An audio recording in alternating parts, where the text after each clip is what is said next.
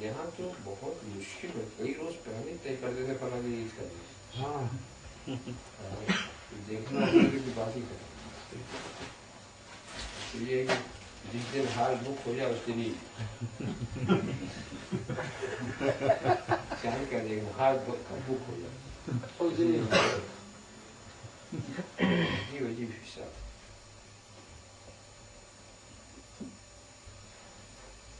میں نے ایک چیز محسوس یہ کیا کہ اس مسئلے میں یہاں جو لوگ بے اعتنائی کرتے وہ خاص توجہ نہیں کرتے، ان کے ذہن میں ایک نقطہ،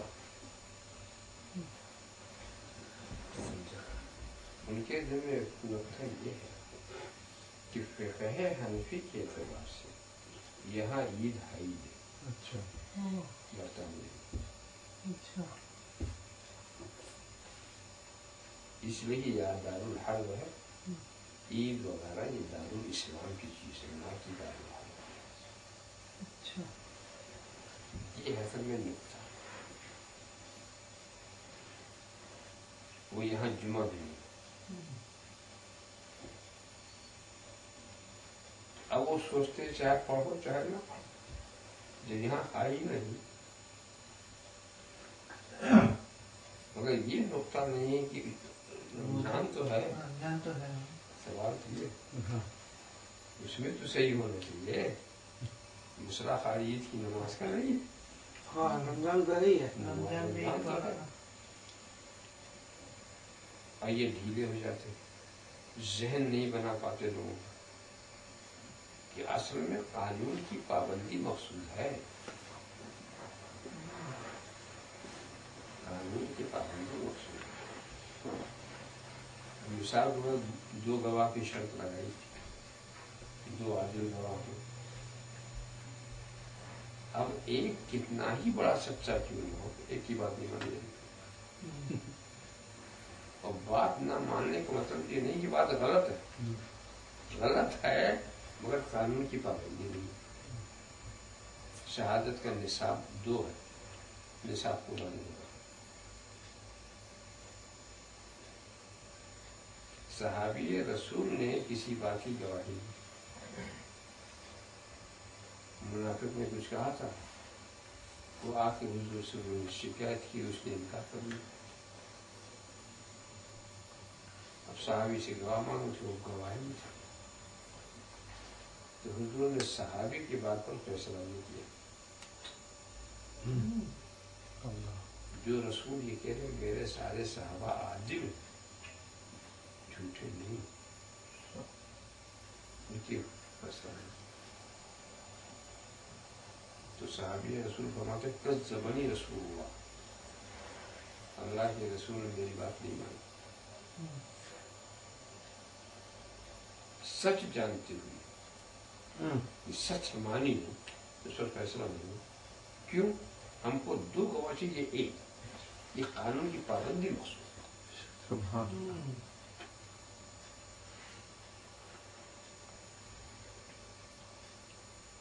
سچائی کا ماننا نہیں، اور وہ ایک کتنا ہی اونچے درجے کیوں نہ، ہم کو اس ایک کی گواہی سے کتنا ہی اونچے درجے کا یقین کیوں نہ حاصل ہو، ہم فیصلہ اس پر نہیں کریں۔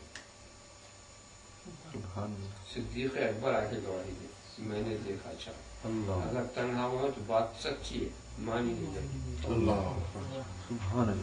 اصل قانون کی پابندی کیوں، اور ایک معمولی قسم کے 2 آ جا کے مان لیا، اور یہ ایسے ایک فیصلے کو نہیں مانا، تو اصل میں قانون کی پابندی،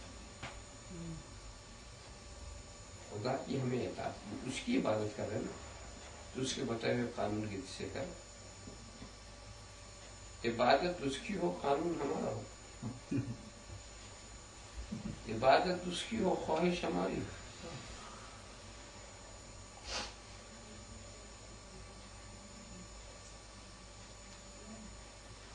بلا وجہ کی مسائل اٹھا، تو ان کے دماغ میں یہ کہ چونکہ یہ دارالحرب ہے، یہاں کچھ ہے نہیں، چھوڑو دیکھو،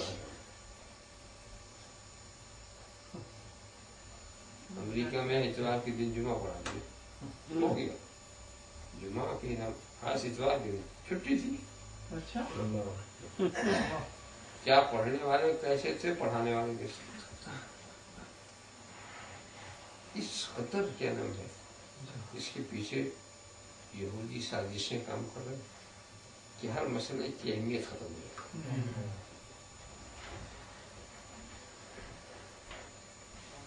حالانکہ اب بھی مسلمانوں میں اتنی اہمیت ضرور ہے کہ ایک بار تو پڑھا بھی دوبارہ نہیں پڑھا، بلکہ مسجد سے وہی باہر کر دیے گئے امام پڑھانے والے۔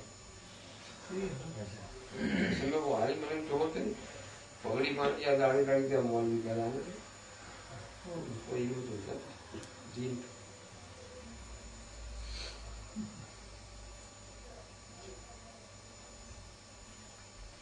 تو یہ سب چیزیں ہیں۔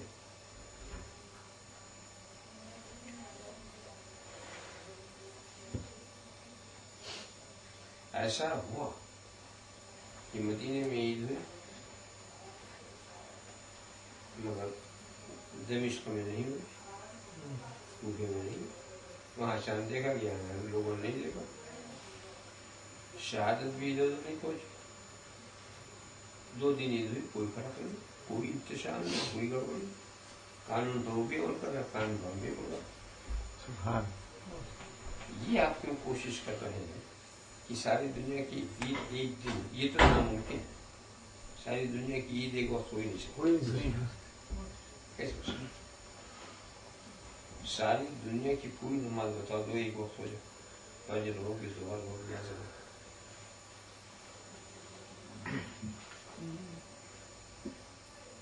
تو اس کا نام وحدت اسلامی کا معنی یہ نہیں ہے کہ ساری دنیا کے لوگ ایک ہی وقت میں نماز پڑھیں۔ وقت کچھ بھی ہو، مگر ہر وقت والا ایک خدا کا پجاری ہو، ایک دین کا ماننے والا ہو، ایک رسول کا، یہ ہے وحدت اسلام۔ یہ تھوڑی کہ ایک ہی وقت، یہ تو ہو ہی نہیں سکتا۔ جس وقت آج اس وقت ہم یہی ہے، اس وقت ہم نماز پڑھ سکتے ہیں، اسی وقت کہیں نماز پڑھنا حرام، اسی وقت بے شک۔ کیسے پڑھیں گے؟ یہی وقت کہیں فجر ہے، یہی وقت کہیں ظہر ہے، یہی وقت کہیں زوال ہے، کہیں مغرب ہے، بالکل سیم۔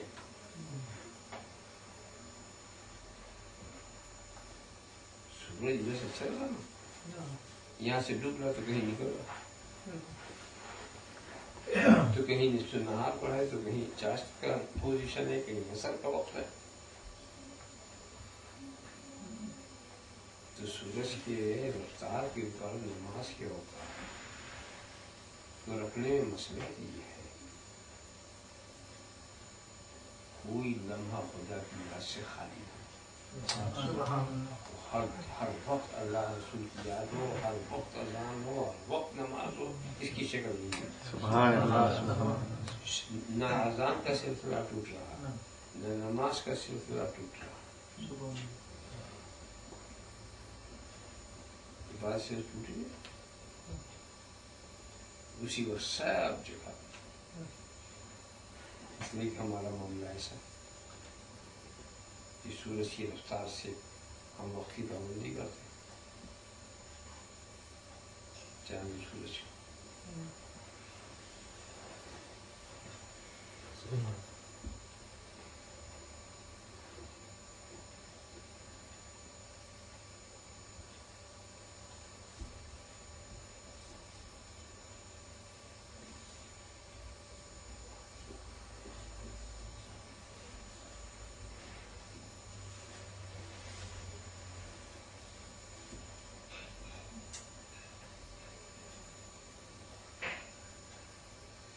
حدیث شریف ہے، حُبِّبَ إِلَيَّ مِن دُنْيَاكُمْ ثَلَاثٌ، تمہاری دنیا کی 3 چیزیں مجھے محبوب،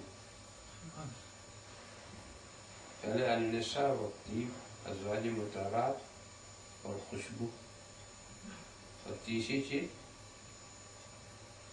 قرۃ عین فی الصلاۃ۔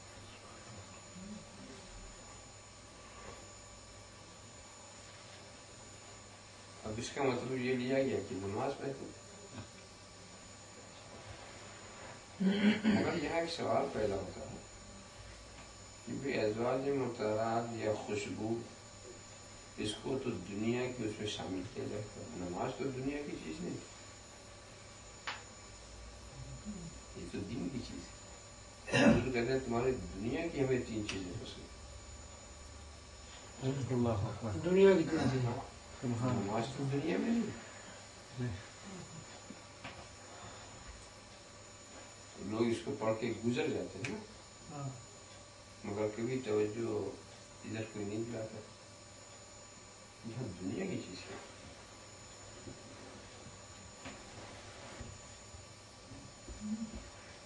اس پر جب ہم نے غور کیا تو مسئلہ یہ کھلا کہ ہم نماز کو دنیا کی چیز نہیں کرتے۔ حضور نے کہا مجھے 3 چیزیں ملتی، ایک تو ازواج مطہرات، ایک خوشبو، اور وہ ٹھنڈک جو مجھے نماز سے حاصل ہوتی ہے۔ تو آنکھوں کو جو ٹھنڈک یہ تو دنیا کی چیز، اور مطمئن فی الصلاۃ۔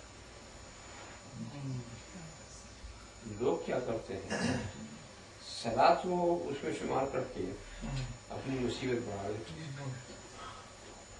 کوئی پوچھ دے تو مشکل، نماز کہاں دنیا کی چیز۔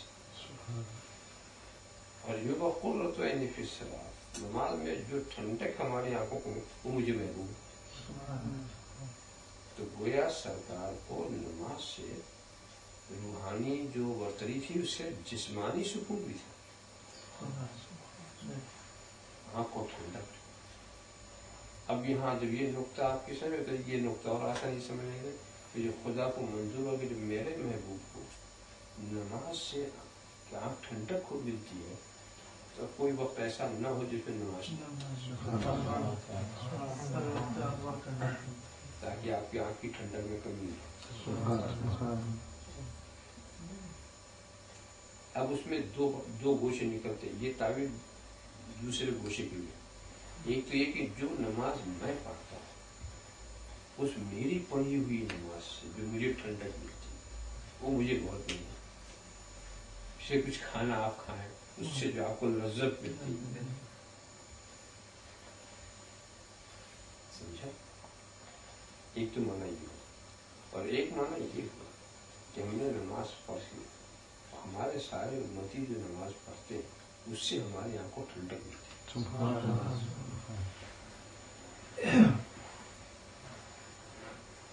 اسے نماز بہت محبوب چیز ہے، اور سرکار کی ہدایات ہے، اور ظاہر ہے کہ جب ان کی ہدایت پر ہم عمل کریں تو خوشی ہوگی کہ نہیں ہوگی۔ جو ہمارے امتی نماز پڑھتے ہیں اس سے ہمارے آنکھوں کو ٹھنڈک ملتی ہے۔ تو اب کوئی امتی ہمیں ٹھنڈک پہنچانا چاہے تو نماز پڑھیں۔ سبحان اللہ، سبحان اللہ، سبحان اللہ، یعنی اس میں ایک ترغیب بھی ہے۔ سبحان اللہ، اللہ، اس سے بڑھ کے اور کیا خدمت ہو سکتی ہے کہ ہماری نماز سے سکون ملتا ہے۔ اسی لیے جب سوال کیا تھا سرکار کے ایک عاشق نے، اسالوں کو ملاقات رکھے، حضرت عربیہ نے جو سوال کیا اسالوں کو ملاقات رکھے، تو حضور نے کہا ٹھیک، یہی کیا، اس کے سوا کچھ کہا کہ نہیں بسی۔ تو حضور نے کیا کہا کہ کثرت سجود سے میری مدد کرو۔ اب تو تم نے جو کہا وہ تو ہوگا، مگر جب تم عبادت کی کثرت کرو گے اس کام میں مجھے سہولت ہوگی۔ کثرت عبادت والے کی سفارش بھی تو آسان ہوتی ہے، اور جو کچھ کر رہا ہے اس کی سفارش بہت مشکل۔ کسی فیلئر بچے کی سفارش کرنے میں بہت سوچنا پڑتا ہے، اور ٹاپر بچہ ہو اس کی کوئی بھی سفارش کرے تو فخر محسوس کرے گا، تو ایسا بچہ لے کر آئے۔ وہ بتا رہے تھے رانا صاحب، رانا مان سنگھ ٹھاکر کے بعد ایک بچہ ان کے پاس آ گیا، 70% اس کے مارکس تھے، تو خوش ہو گئے بچہ اچھا تو سفارش کے لیے کسی ایک محکمہ میں، تو اس وقت ان کی پوزیشن تو اچھی تھی، اس کے چیئرمین سے ملنے کے لیے رانا صاحب اس بچے کو لے کے گئے. اب دیکھیے ان کی ہمت پڑ گئی، بچہ ایسا ہے تو اس کی سفارش ہونا چاہیے، ورنہ وہ کہاں جانے والا. چیئرمین دیکھ کر کے کھڑا ہو گیا، ارے باسا باپ کہیے. تو اس نے رجسٹر کھول کے دکھایا ایک دم کہ 80 85 90% والے بچے ہمارے پاس لائن میں لگے ہوئے، آپ 70% والے کو لے، اب جس کو چاہیے آپ ہٹا دیجیے، جو اس کی حالت جس کو چاہیے. مگر یہ لوگ اونچے کردار کے لوگ تھے، لیکن نہیں، وہ سب ہمارے بچے ان کا حق نہیں مار چل جائے واپس چلے. کوئی زور کوئی زبر، جیسے ہمارے ہندوستانیوں کی عادت ہے نا، ارے بھائی چلو ہمارا کوئی کسی کو مارنے کا آدمی جو سفارش کرتا ہے، کیونکہ شفاعت تو حضور سب کی کرے، شفاعت وہ حضور سب کی کرے، اغواس و اقطاب کی بھی کرے، اپنے اصحاب کی بھی کرے، سب سے پہلی شفاعت تو وہی کرے. مگر آپ سوچئے کہ اغواس و اقطاب کی سفارش کرنے میں جو راحت ان کو ملے گی، ہم جیسوں کی تھوڑی.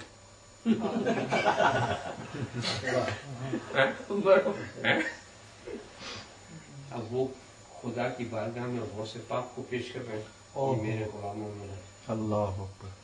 یہ خواجہ اجمیری کو پیش کر رہے ہیں، داتا گنج بخش کو پیش کر رہے ہیں. تو ہم لوگ کیا اس قابل ہیں کہ ہم خود پیش کریں؟ تو ہم نے تو کوئی مدد نہیں کی. وہ تو سفارش شفاعتی اہل القبائل کر کر کے وہ ہم کو بھی بولے گے کہ ہم تو کبیرہ والا، تو وہ تو ان کی بلندی کی بات ہے نا. آپ سوچیں کیا ہم اس کے مستحق تھے کیا؟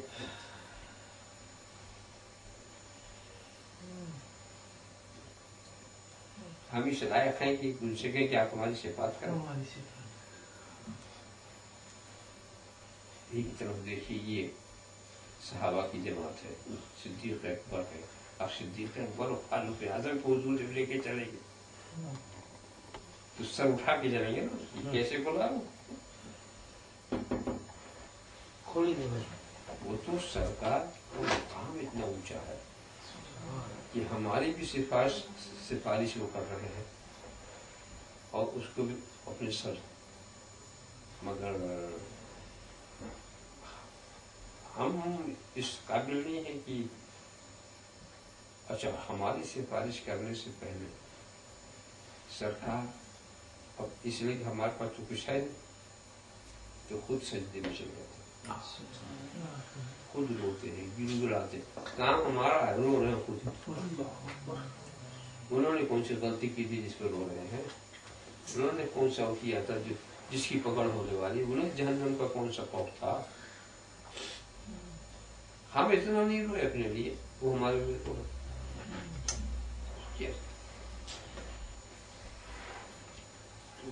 اسے رحمت کی تو کوئی مثال نہیں.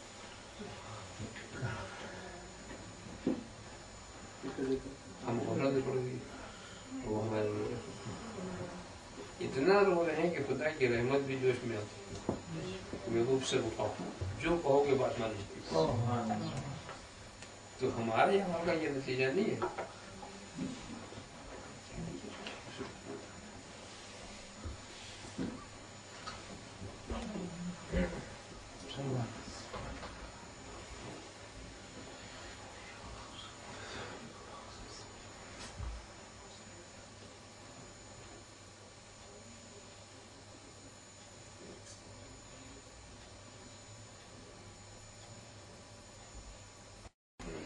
مجھے محسر والا حساب کتاب جو قیامت کے دن کا جو ہم سنتے ہیں، وہ تو جب قیامت ہو جائے گی اور جب محسر کے دن یہ سب برپا ہوگا اور حضور صفات کریں گے، جنت جہنم کا فیصلہ ہوگا، جنتی جنت میں جائیں گے، جہنم والے جہنم میں جائیں گے. مگر ابھی جو کچھ لوگ پہلے مر چکے ہیں، ابھی مرتے ہیں اور قیامت تک مرتے رہیں گے، تو ان کی روحوں کے لیے کیا ہے؟ وہ ایک مقام ہے، اس کا نام ہے عالم برزخ. وہ نہ جنت ہے نہ جہنم، اس میں آرام بھی ہے تکلیف بھی. تو عالم برزخ جو ہے وہ اس دنیا کے لحاظ سے اتنا بڑا ہے جیسے کہ شکم مادر کے لحاظ سے یہ دنیا. یعنی عالم برزخ کے حساب سے اگر لگایا جائے تو یہ دنیا ایک شکم مادر کی طرح اس کے حساب. اس میں راحت بھی ہے، اس میں اونچے سے اونچا درجہ بھی ہے، نیچے سے نیچا درجہ بھی ہے. سب سے اونچا درجے کو اعلیٰ علیین کہتے ہیں، سب سے نیچے کو اسفل السافلین کہتے ہیں.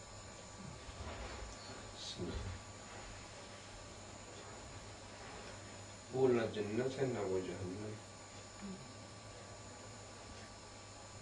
مگر یہ ہے کہ اس میں جنت سے رابطہ قائم کیا جا سکتا، جہنم سے بھی. اس کی ہوا پہنچائی جا سکتی، اس کی گرمی پہنچائی جا سکتی، اس کی ٹھنڈک، جو اس طرح سے. تو جو جس لائق ہوتا ہے اس کی روح اسی کے لائق مقام میں رکھی جاتی.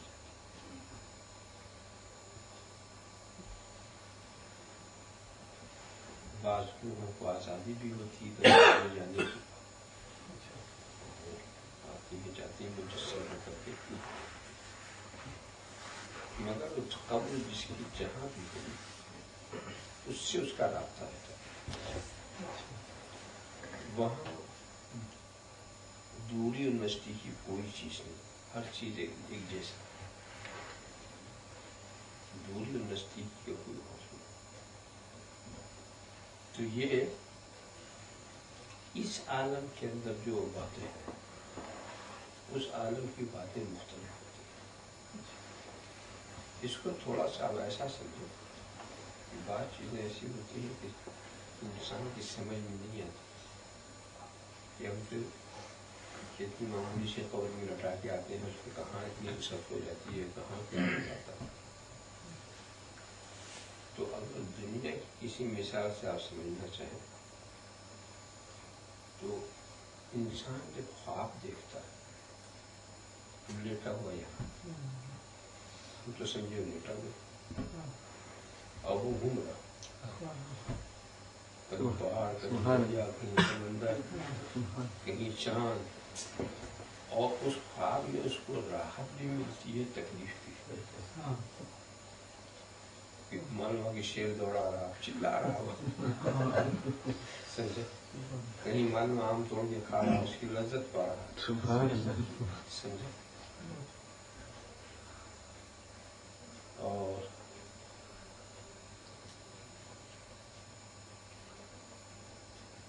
ہم سمجھتے لٹا، اصل میں اس کے لیے تو دنیا اتنی چوڑی ہو گئی کہ نہ دیوار حائل ہے، نہ چھت حائل ہے، نہ کوئی دیکھ. اور ایسی بات نہیں کہ ہر خواب جھوٹا ہوتا، بعض خواب بہت سچے ہوتے. کیونکہ دیکھا کہ ہم جنگل میں تھے، پناہ جہاں خزانہ تھا، اٹھنے کے بعد جائے نکال کے نکلا، تو سچے بھی ہوتے، ذہنی خیالات بھی ہوتے. کیا سمجھ؟ تو جس پر عذاب ہمیں کر وہ محسوس کر رہا، دائیں بائیں والوں کا تو عذاب تھوڑی کو محسوس کر. جس پہ عذاب کرنا ہے وہ محسوس کرتا ہے، جس کو راحت پہنچانے سے راحت ملے گی. اگر ہم دیکھنے لگے تو ایمان بھی شہادہ ہوگا. اس کو تو بغیر دیکھے ماننا ہی سے ضروری ہے. یؤمنون بالغیب، بے دیکھے ماننا. تو قبر کی راحت یا قبر کا عذاب بے دیکھے ماننا. مثال سمجھ لیجیے آپ خواب سے. اچھا، اس خواب سے ایک بات سمجھ آتی ہے، انسان کے جو حواس ہیں، دیکھنا سننا، یہ 5 نہیں، बल्कि 10 है। अच्छा 5 इंद्रियां 10 हवास। मगर होता क्या है, जब हम जागते हैं तो 5 काम करते हैं, 5 अपना काम नहीं करते। जब सो जाते हैं तो वो 5 काम करते हैं, ये 5 काम नहीं करता।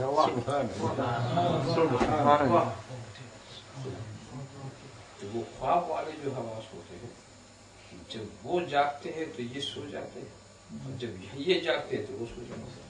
दोनों हवास साथ साथ काम नहीं करते। मगर जो अल्लाह के नेक बंदे वली जो रब तबारक व तआला उनके सारे हवास को बेदार रखते। तो वो जहाँ उनके ये हवास काम कर रहे हैं, वही ख्वाब वाले भी कर रहे हैं, तो दूर दूर की देख भी रहे हैं। सुभान अल्लाह सुभान अल्लाह सुभान अल्लाह अल्लाह। उनके लिए कोई हिजाब नहीं, जहाँ जहाँ चले जाए, जहाँ चाहे, इसलिए वो हवास भी काम कर रहे हैं। वो भी चालू काम कर रही है। और हमारे बेदारी वाले हवास काम करते हैं, ख्वाब वाले सो जाते हैं। अच्छा, दूसरी बात, ख्वाब में आप कोई चीज खाए ना, पूरी लज्जत आपको मिलेगी। पेट भरे ना भरे, ख्वाब में पेट भी भर जाएगा, चाहे सोने के बाद पता चले उस वक्त पेट भर जाएगा। वो खुराक बेदारी वाले हवास के लिए मुफीद है, और बेदारी वाले जो जिस्म है, शायद ख्वाब वाला जिस्म कोई और ही होता है ना, तभी तो घूम रहा, आप तो अलर्ट है। बेदारी वाला तो लेटा हुआ, वो तो फिर रहा कोई और है, वो हवास कुछ और एक जिस्म लेकर फिर रहे, उसका भी राब्ता आपसे, उसका तो पेट भर गया, इसका नहीं भरा जो पड़ा हुआ। कभी कभी एक मरतबा ऐसा हुआ, मुझे बड़ी परेशानी ये हुई, ख्वाब में मैं देख रहा हूँ कि हर किस्म की मिठाई खा रहा हूँ। मैं सोचा इतना सब में परहेज करो, ये क्या? मैं तो परहेज रसगुल्ला भी है, ये भी है, जब आँख खुली तो हंसी आई कि देखिए साहब, दिन में तो परहेज कर रहा हूँ, रात में परहेज नहीं हो रहा। मैं तो सारी मिठाई खा।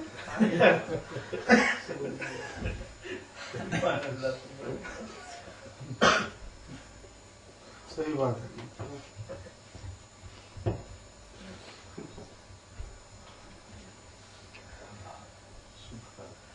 ये जो दूसरा सवाल है इसी से जुड़ा हुआ, कि जैसे लोग, हमारा यकीन भी है, ईमान भी है कि भाई अगर मदीना मुनव्वरा में अगर जमीन मिल गई तो हिसाब किताब का सिलसिला नहीं होगा। और वो तो खुद, मगर रूह को तो बरज़ख में रखा जाएगा। अच्छा, उसमें हिसाब किताब देखिए, ये बरज़ख में इसके लिए कोई जरूरत नहीं कि जिसका हिसाब किताब हो वही रहे, जो बगैर हिसाब है वो भी रहे, सभी अभी उसको अजाब का मसला तो नहीं रहेगा, उसको भी रहेगा। नहीं, अजाब का तो मसला ही नहीं।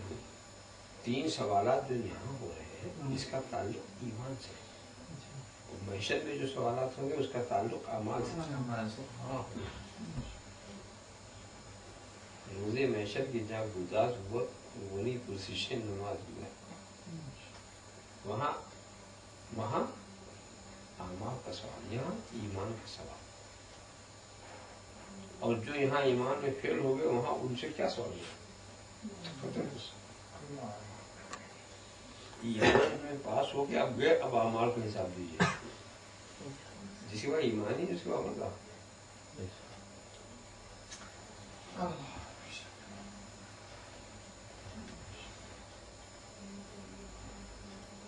इसीलिए वो क्या नाम है, जो मुतज़िली है, वो कब्र के अज़ाब को नहीं मानते।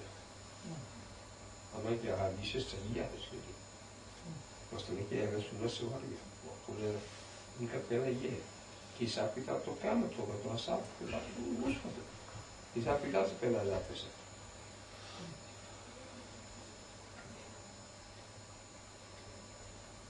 और यहाँ है नहीं, अज़ाब होगा, यहाँ भी तंगीद की जाएगी, तो उसकी वजह वही ईमान के सवाल में। अगर किसी ने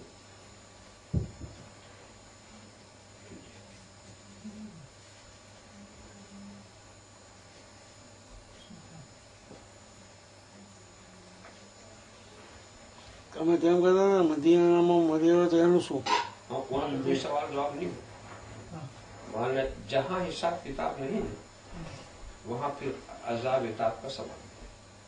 ये तो उसके नतीजे में जो हादरी कहने लगे हम नहीं पहचानते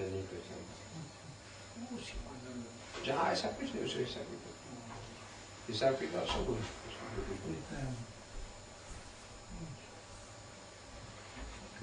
जुमा का दिन, रमजान का महीना या शहादत का कोई भी अंदाज मिल जाए हिसाब किताब से पार डूब के मर गया, पहाड़ से गिर के मर गया, हार्ट अटैक से मर गया, दरख्त से मर गया, किसी चीज में दब के मर गया, समझा? ये सब शहादत शरई। शहादत शरई का माना ये होता है ये जो इम्तिहान आफत नागहानी है बस यही उसके पूरे गुनाहों को बदल दिया। सुभान अल्लाह, सुभान अल्लाह, अल्लाह। अब जब यहाँ पार लग गया तो आगे भी पार लगना आसान। इसलिए कि मोमिन को अगर एक कांटा भी लगता है तो वो भी उसके किसी गुनाह को खत्म करता है, और अगर गुनहगार वो नहीं है तो उसके दर्जे को बुलंद करता है। कोई भी तकलीफ अगर आपको पहुंची समझो उसी हिसाब से गुनाह को मोड़। तो सबसे बड़ी दौलत ईमान है। ईमान के बाद तो फायदा ही फायदा है। कोई तकलीफ अगर हुई तो उससे कुछ न कुछ खत्म।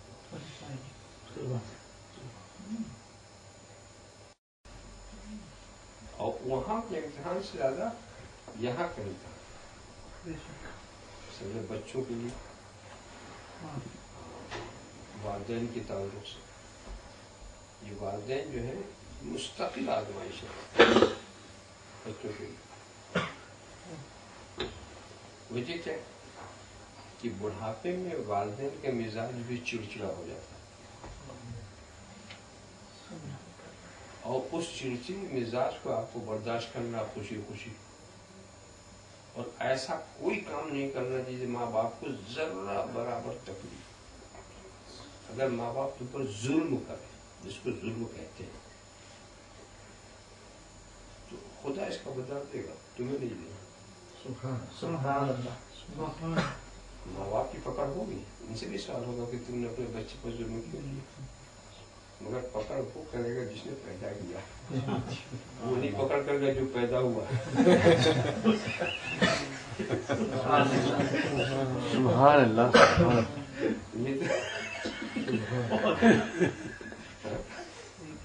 मगर यहाँ तो पैदा हुए लोग पकड़ने लगे ना, ये मुश्किल हो गया। अच्छा एक चीज मैं बताऊँ, लेकिन कुदरत का अजीब इंतजाम देखिए। ये बचपना शुरू होता है तो बचपने में बच्चा बिल्कुल बेयानुमा दिलदार, आप ही के सहारे भी समझे, सवाए रोने के उसको कुछ नहीं आता। आप खिलाएं तो खाएगा, आप पिलाएं तो वो पिएगा, आप निगरानी करें, आप चलाएं ऐसा, और बेजा जिद उसकी होती है, बड़ी नासमझी की जिद होती है। ऐसे में आप उसकी हर जिद को पूरी करते हैं। अब वो अंगारी की तरफ हाथ बढ़ा तो आप कैसे बढ़ने देंगे? तो खट से आप क्या करते हैं कि दूसरा खिलौना उसके हाथ में पकड़ा देते हैं, उसका बदल, उसका जहन बदल। तो जिद बहुत होती है, अब उसको हिकमत के साथ उस जिद को खत्म करो। ये बहुत मसला, नाज़ो नखरे उसके बर्दाश्त किया, खुद तकलीफ उठाई, उसको आराम पहुंचा। खुद अगर क्या नाम है भीगे हुए बिस्तर पर सोए, उसको नहीं सो पाए, शदीद इम्तिहान हो ना, उसकी अकल कम करो, उसकी समझ करो, एक दो तो अब उसके बाद देखिए ये बड़े हुए, आप बूढ़े हुए, अब आपकी अकल कम हुई, इसकी अकल ज्यादा हुई, और बिल्कुल वही कैफियत है। ये भी इताअत का है, आप भी बेदांत के हो रहे जैसे बुढ़ापा हुआ ना। अभी और बात है, आप मसनवी लगा दो मगर आप धीरे धीरे बेदांत के हो रहे हैं, इसलिए कि आपका मैदा भी कमजोर हो रहा है। बच्चों को दांत जो है अगर हो जाए तो बच्चों को जुल्म, इसलिए खुदा ने दांत नहीं दिया। दांत हो जाए तो ये तो माँ का दूध भी नहीं पी सकते, तो खुदा ने दांत नहीं दिया। और दांत हो जाए तो सफेद चीजें खाना शुरू करेंगे, मैदा कबूल नहीं करेगा। दांत इसलिए नहीं है कि वही गुजा जाए जो मैदा कबूल। अब उसके बाद जैसे जैसे मैदा मजबूत होता है, अब हथियार भी मजबूत होता है। अब चले, अब उसके बाद 25 साल का उम्र बहुत ही बेहतरीन जवानी के लिए 25 साल, और 25 साल से लेके 40 साल तक अक्ल बढ़ती है, और 40 बिल्कुल आप हाई दर्जे पहुंच गए 40 साल की उम्र में। और 40 साल के बाद से लेके वो अक्ल वहीं ठहरी रहती है 60 साल तक। एक इंतहा पहुंच गई ना, अब 60 साल तक वैसे, 60 साल के बाद अब कम होने लगी, फिर 70 साल का, जितना साल गुजरता गया अब अक्ल समझ लीजिए एक एक तोला कम होने लगी। अब होते होते फिर वही बचपने वाली बात है। मगर होता क्या है कि 60 साल के बाद अक्ल तो कम हो रही है, मगर अपनी बड़ाई का एहसास ज्यादा होगा।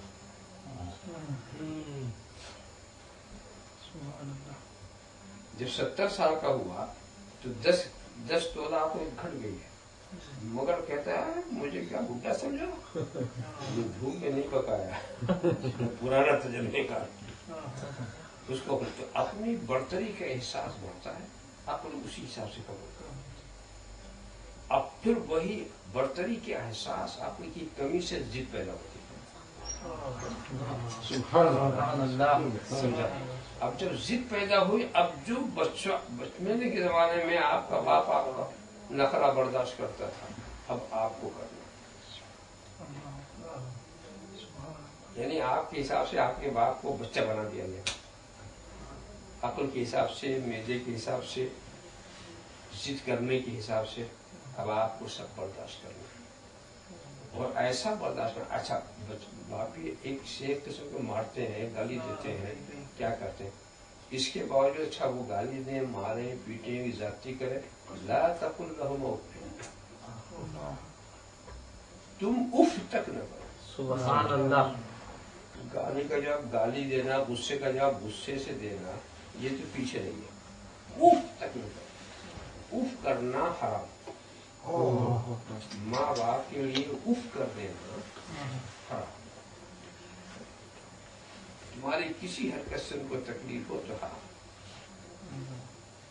और तुम कितने ही फर्माबरदारी करो उनके हुकूक अदा नहीं हो सकते, इसलिए कि तुम उनसे पैदा हुए हो, तुमसे पैदा नहीं हुए। नारे तकबीर। अरे मतलब बात सुनो, तुम लोग हर चीज को जलसा बना देते।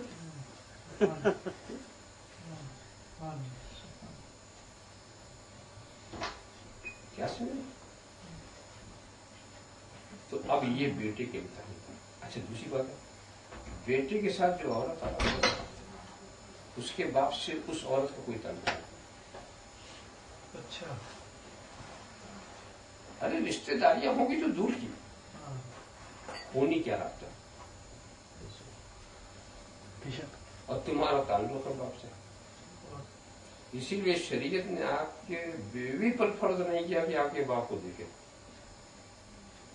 आप पर बीवी पर कतई फर्ज नहीं है कि सास ससुर का लिहाज करे।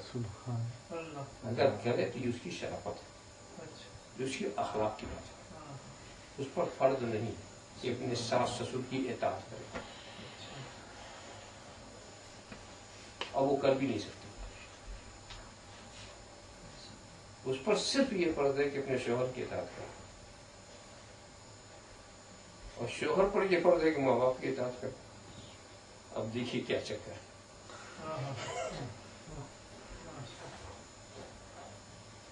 تو وہ بیویاں اپنے شوہر کے دشمن ہیں جو اپنے شوہر کو ماں باپ کا نافرمان بناتے.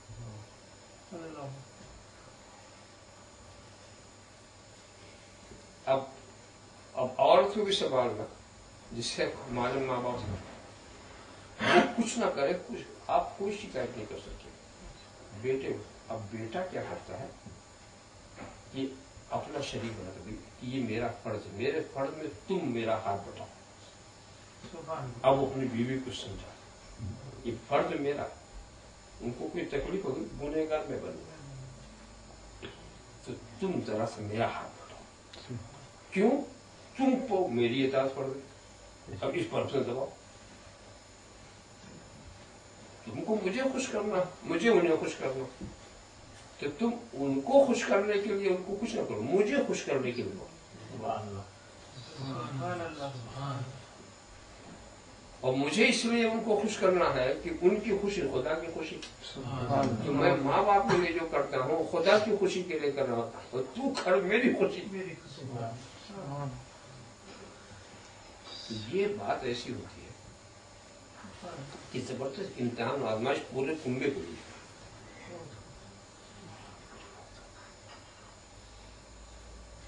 اور کچھ بچے ایسے ہوتے ہیں کہ دکھا دیتے ہیں. واقعی ہمارے محلے میں بھی ایک خان صاحب بیچارے تھے, ان کے باپ کو غصہ ایسے ہی آ جاتا تھا, بے تکا غصہ, اور لاٹھی لے کے چلے آتے تھے بیٹے کو مارنے کے لیے, تو بیٹا بھاگتا بھی نہیں تھا, کہیں میرے بھاگنے سے باپ کو تکلیف اور بیٹھ جاتا تھا ایسے کر کے, اور وہ جتنا مارنا چاہتے تھے مارنا. اور اس کے بعد پھر شکایت بھی نہ کرے کہ آپ نے مجھے کیوں مارا. بعد میں وہی باپ روتا بھی تھا, پچھتاتا تھا, ایسا لائق بیٹا اس کو میں نے آج مارا, پچھتاتا مگر غصے میں کچھ سمجھ نہیں.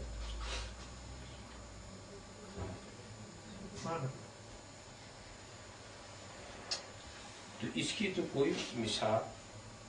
اور اس کے بعد بڑے میں بڑی بات یہ دیکھیے کہ ہمارے نبوت کے بعد سب سے اونچا درجہ صحابیت کا. نبوت کے بعد اگر کسی کو مفت میں صحابیت ملے تو کوئی چھوڑے گا, مگر حضرت اویس قرنی نے صحابیت کو چھوڑ دیا, ماں کی اطاعت نہیں چھوڑی. حضور کے زمانے میں موجود اور عشق رسول کا یہ عالم کہ ذات رسول میں گم, مگر مدینے آ کر زیارت نہیں کی, ماں کی خدمت کرتے رہے. اور ماں نے جب اجازت دیا بھی تو 2 لفظ نکل گئے ماں کی زبان سے کہ بیٹے جاؤ, حضور کے دولت قلعے کو حضور کی زیارت کرنا, مکان پہ زیارت کرنا, دیر مت لگانا, واپس آنا. ابو یمن سے آ کرتے مدینے پہنچ گئے, حضور کے حجرے پر پہنچ گئے. حجرے ہی کے بغل میں مسجد, کیا فاصلہ. اس وقت جو روزے پاک وہی حجرا, بغل میں مسجد, حضور مسجد میں موجود. گھوم کے جا کے مل نہیں سکتے تھے کیا ماں سنتی تو برا سمجھتی کیا. مگر ماں نے تو یہ کہا چاہے حجرے میں ملنا, مسجد میں نہیں ملے گا, ماں کی نافرمانی ہوگی. حجرے میں دروازے پہ حضور آئیں گے تو ملاقات ہوگی. اور حضور وہاں طویل ہو گیا, حضور کی گفتگو مجلس طویل ہو گئی. تو یہ بیٹھے بیٹھے بیٹھے کہ ماں نے کہا کہ جلدی کرنا, یہ تو دیر ہو گئی, واپس ہو. اللہ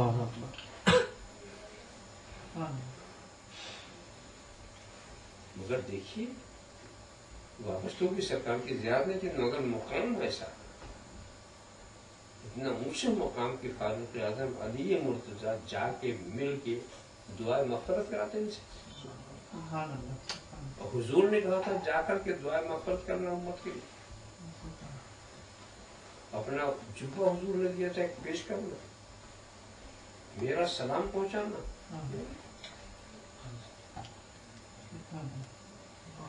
اور اس مجلس میں انہی کا ذکر ہو رہا.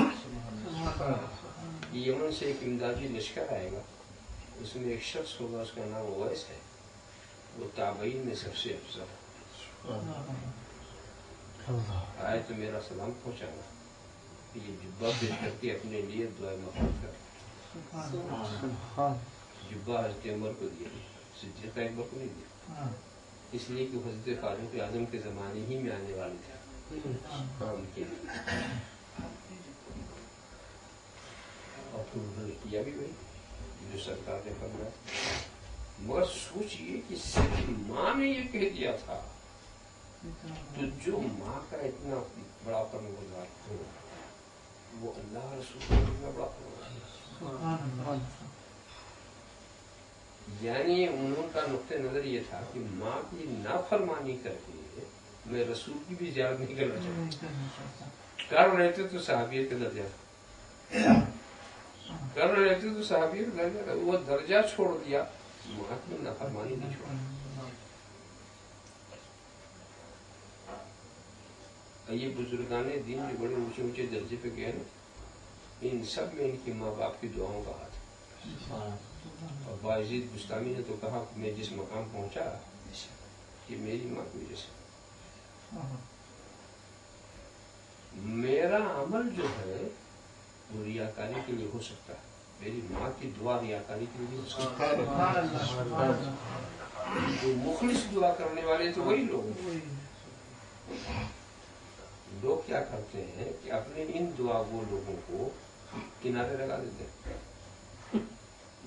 یہ عیسائیوں اور یہودیوں کی جو تہذیب، ماں باپ کو اٹھا کے کہیں کسی مکان میں ڈال دو، ایسے بھی ہے، مسلمانوں میں جاتا ہے، باپ بیچارہ رو رہا، وہ کون سا مکان ہوتا ہے جس میں بوڑھوں کو جا کے ڈال دیتے، تو یہ لسٹ میں بھی کچھ ایسے لوگ ہیں جن کو اٹھا کے ڈال دیا، بیچارہ روتا، بیٹا دیکھنے بھی نہیں جاتا، بیٹا سمجھتا ہم بکرا، اور کبھی وہ سوچے کہ میں اپنے باپ کے ساتھ جو کر رہا ہوں کیا یہی آرزو کہ اس کا بیٹا اس کے ساتھ بھی یہی کرے؟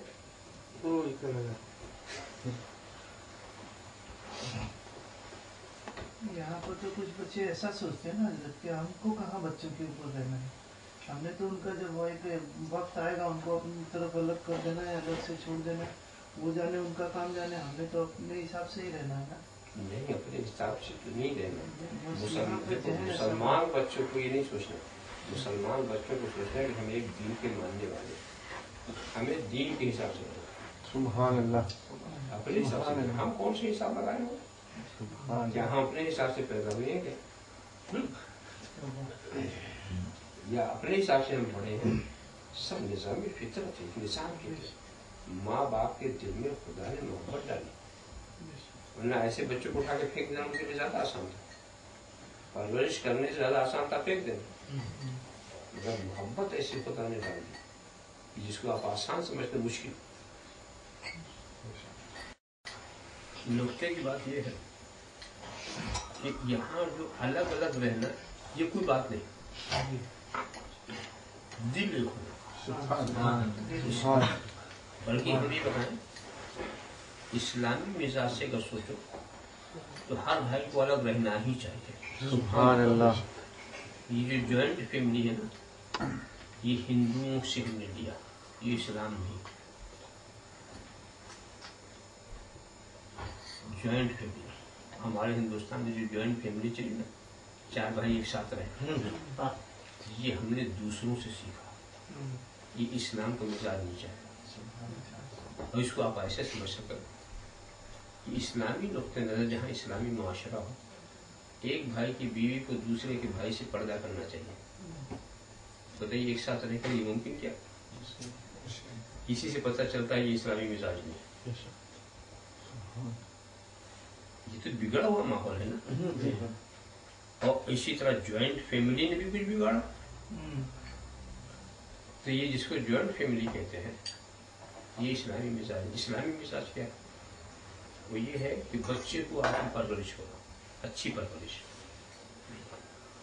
سمجھا، تعلیم اچھی دو، اچھا نام رکھو، اچھی تعلیم دو، بڑا ہو شادی کرو، گھر دو، کرایہ، دوسرا بچہ چلا، اچھی تعلیم دیا، बड़ा हुआ, शादी किया, घर दिया, बाहर। अब वो अपने तौर पर भी समझता था कि हमको सब कुछ करना होगा, अपने कुछ लायक पे बनाने की कोशिश करते। वरना क्या होता है कि 4 भाई होते हैं, एक काम करता है, 3 नाकारा बैठे रहते। हमारी तरफ यही माहौल, 2 कर रहे तो 2 बेकार। और लोग इसको फायदा इसलिए महसूस करते हैं कि भाई 2 की भी चल जाएगी इसी तरह से, वो सफेद पोशी में फर्क नहीं आएगा। मगर ये नहीं देखते कि वो नाकारा हो जाता, कभी 1 पर लोड ज्यादा होगा, कभी 2 पर आ गया। अब सबको अलग किया, तो अब ये जो अलग है ये माँ बाप ने की है ना। भाई से लड़के तो नहीं अलग हुई ना, भाइयों की मोहब्बत बाकी रहती है।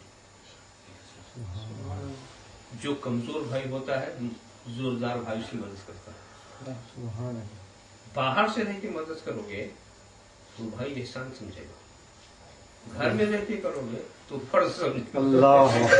तो फर्ज अदा करना। और बाहर से एक पैसा डाले सा हमारा भाई होगा, वो भाई को हमारा ख्याल रखा। अब देख लीजिए, हजरत इमाम हसन का मकान अलग, हजरत इमाम हुसैन का मकान अलग, हजरत अली का मकान अलग, हजरत मोहम्मद बिन हनफिया का मकान अलग। ये ही इस्लामी मिजाज है। अब मोहब्बत कैसी थी हसन हुसैन? हाँ, माँ बाप एक मुश्तरका सरमाया, इसलिए माँ बाप से कोई पर्दा किसी का नहीं। वो अपने जिस बच्चे के साथ चाहे रहे चाहे रहे, वो एक मुश्तरका सरमाया। वो अलग चाहे रहे, उनकी खुशी सारे बच्चों पर फर्ज है उनकी खिदमत करें, चाहे किसी बच्चे के साथ रहे। मगर किसी बच्चे के साथ रहे तो दूसरे बच्चे से लोग दोष नहीं रहे, खिदमत तो उन पर भी पड़ता है। ये और बात है कि जिसके साथ रहे उसको सादत मिल गई खिदमत करने की। मगर हर बच्चा अलग अलग, किसी में आफियत, किसी में राहत, किसी में मोहब्बत बाकी रहती है। अलग तो होते हैं मगर आदत लड़के अलग होने, खुशी खुशी नहीं हो ना। फैमिली हमारी बढ़ेगी, हमको अलग हो नहीं, मगर अभी लड़ जूतम पैजार, गाली गलो, मुंह देखना बंद, अब समझा।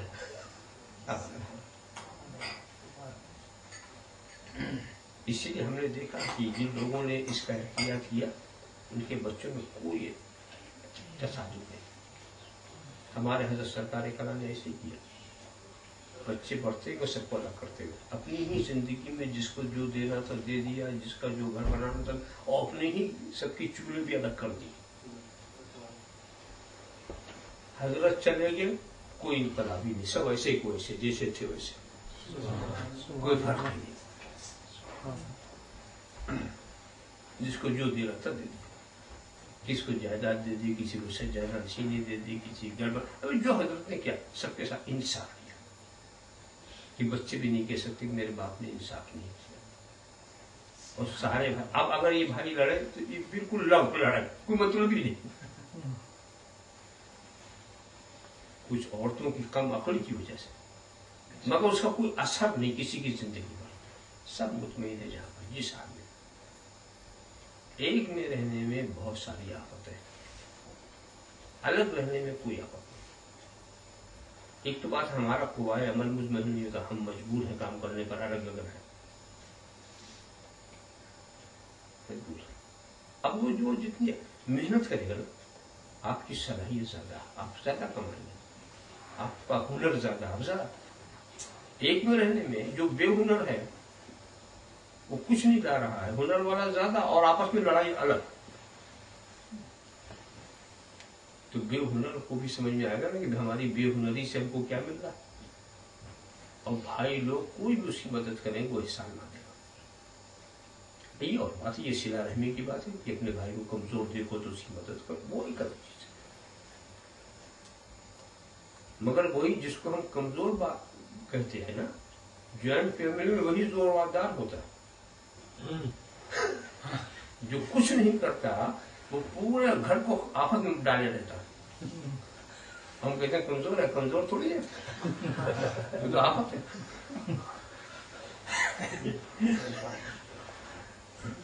और वो इसीलिए आफत बना हुआ है कि सोचता मैं तो कुछ कर नहीं पा रहा हूँ, तो कुछ न कुछ प्रॉब्लम डाले रहो, मुझे ये छोड़े।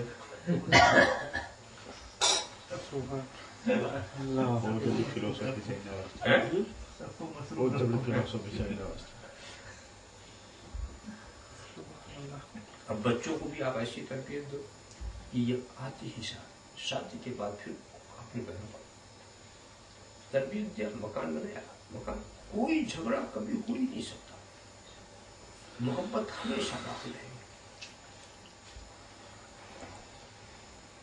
अच्छा, दूसरी बात, ज्वाइंट फैमिली जिम्मेदाराना दौर की चीज है। जिम्मेदार लोगों ने कुछ करना धरना था नहीं, तो एक साथ रहना, उसी में ये सब बात रखा।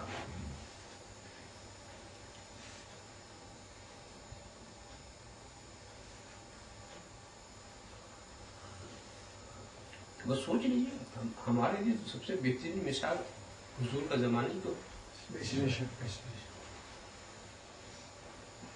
और हुजूर के जितने नवासे थे सबका मकान है।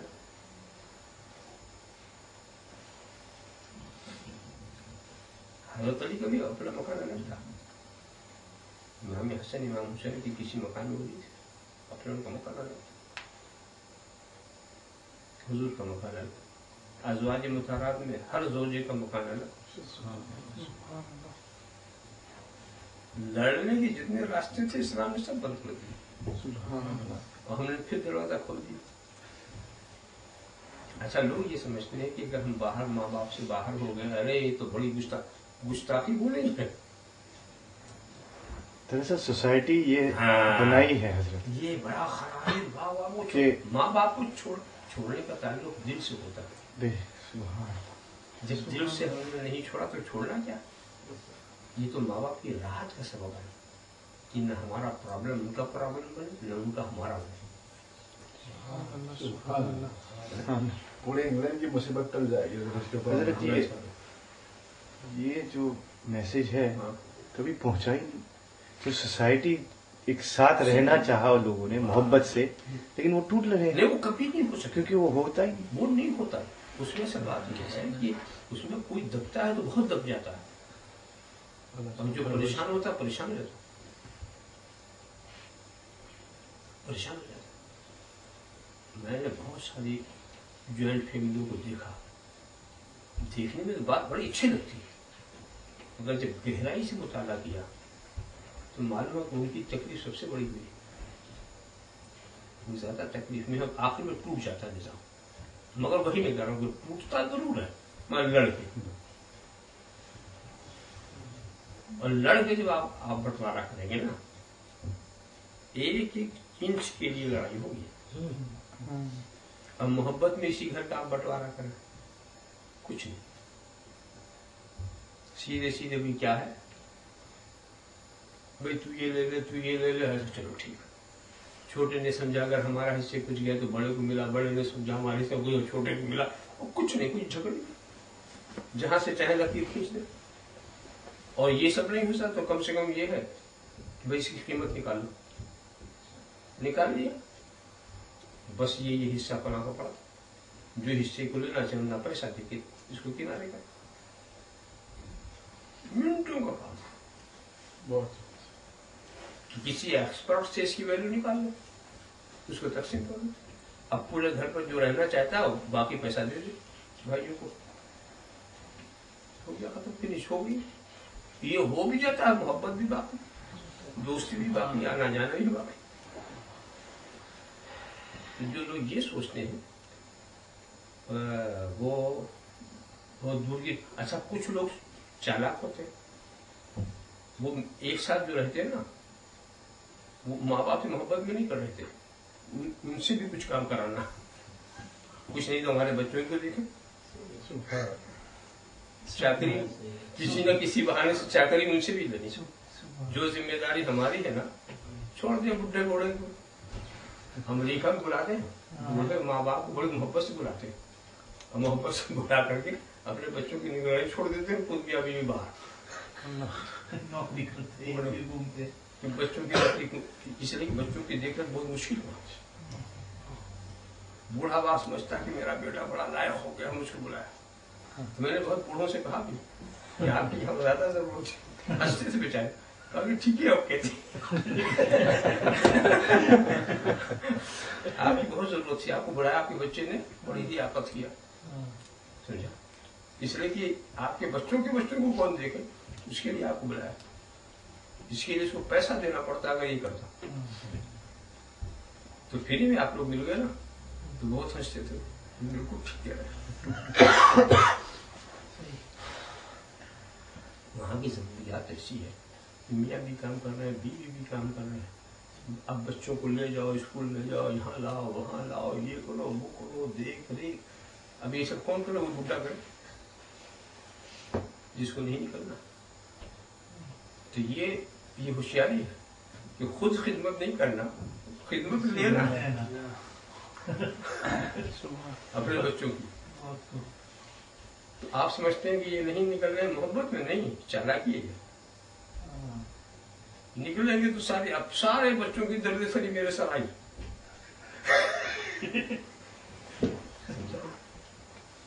निकलते ही आई, इनको आप बहुत संभालें। मगर देखिए इसे जो चालाकी आप कर रहे हैं, आपके माँ बाप समझे या ना समझे, मगर खुदा तो देख रहा है। ये बंदा मेरे बंदों को बेवकूफ बना रहा, जो फर्ज मैंने इस पर किया है वो उन पर डाल रहा।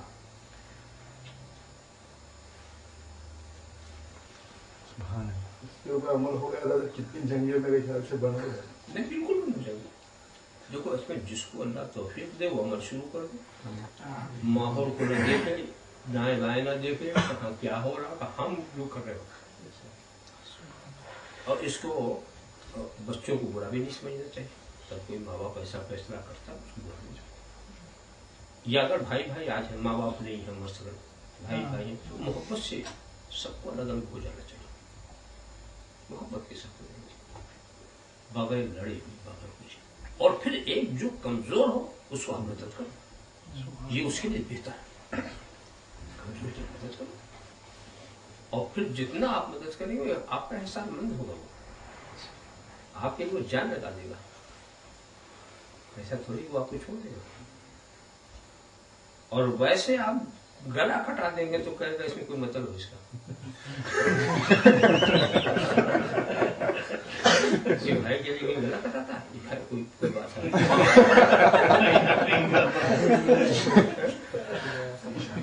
बहुत सच्ची बात है, बहुत सच्ची बात।